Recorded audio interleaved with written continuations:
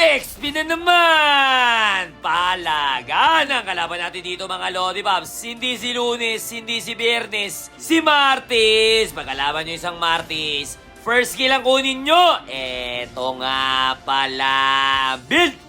Ang emblem na gamit ko dito. Bira ko lang makalaban to si Tuesday. Ang ginagawa ko sa kanya, ganun pa rin, harasin mo pa rin. Pero ingat ka doon sa skill niya kasi minsan, katulad dyan, tinan mo, nabitaw mo na yung second skill mo pero hindi umusog, di ba? Kasi nga, parang may mini-stun niya si Martis yung skill niya. Kaya mag-ingat ka, mag-John Lloyd ka, yung sinasabi ni John Lloyd.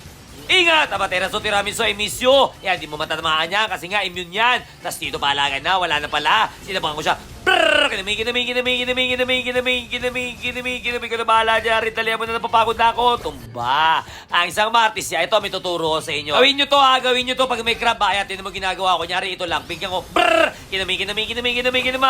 Kumbaga, Lollipops, bibiglain mo siya. Okay, kunyari nagkakarap ka lang na mapayapa, pero may plano ka na pala sa kanya. Tapos ito si Martes, si Tuesday, ginagawa niya. Tapos siyempre, alam mo na pag ganito, amaterasu, tiramisu, I miss you, aray ko. Tumba ka. Tapos dito isa pa, second round, brrrr, kinami, wala pala, hindi kinamay, fireball lang, brrrr, ganun lang. Tapos dalawa na sila. Pag ganito siya, huwag kang kakabahan. Basta nagsidiskill mo, brrrr, kinami.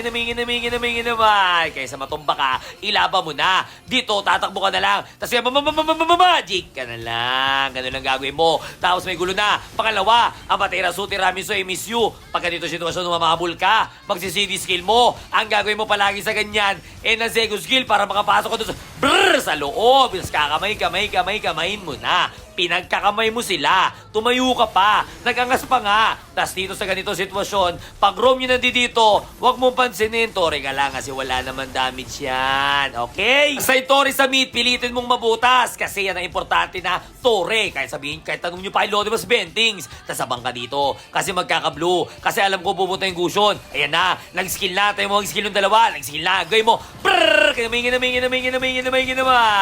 Sumama pa. Si Tuesday. Anong ginagawa mo? Tatakbo ka pa ba? Eto na ako. Siyempre, kukumpuin mo na. Brrrr! Kinamay.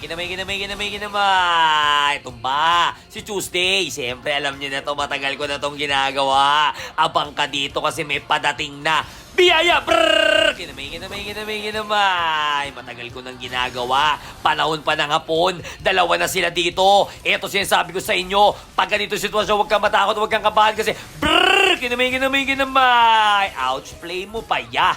Kita mo naman yun, ya. Dumagdag ka pa. Dalawa pa kayo, ya. Okay lang yan yung kasama ko, nag-purify na. Pero wala na tayong magagawa dyan. Buhay pa ang bida. Tumulong ka ng turtle, ya. Tas dito ka lang. Tore ka lang. Tas ang gagawin mo sa kanya, pag nag-CD skill, amaterasu, tiramisu, I miss you. Flicker pa yun. Yun na, doon nalungkot. Pero okay lang. Tapos mo yung Tore. Eto sinasabi ko sa inyo, matagal na. Yung minions dito, yatid mo doon para pumutok, para mawala yung shield. Ayan, atid mo lang, atid mo. Yan na. Pok! Pumutok na, okay? Tapos wala na. Siyempre, Tore ka na. Iyan ang importante sa Malaga. O wala nang shield to, ya. Anong gagawin mo? Tore ka lang. Tandaan nyo palagi, pag room yung nagde-dip, ituloy nyo. Basta walang kasama. Pero dito, brrr! Kamay na sila. Grabe yung asim mo dun, ya. Pero siyempre, buhay pang bida. Nakatakbo pa. Napaka-benes mo. Huwag kayong uwi. Pag may mga minion, may mga creeps dito, kunin nyo, babalik buhay nyo, lifesteal yan. Tapos dito pumasok si Gusayon, brrrr, kinamay.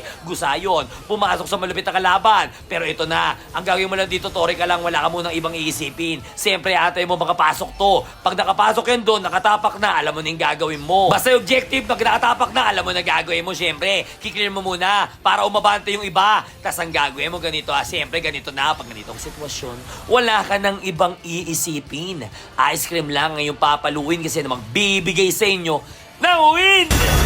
Victory! Bira ko makalaban si Martes sa lane. Pero kung makakalaban nyo siya, mag-ingat ka doon sa skill niya, huwag kayo magpapatama kasi yung skill mo, siyempre, pwedeng makancel yon. So, halimbawa, kala mo, nabitaw mo na, pero hindi pa pala. So, mamamali ka sa combo mo. Kaya kung may tanong ka ba kay Julian, comment ka lang dyan.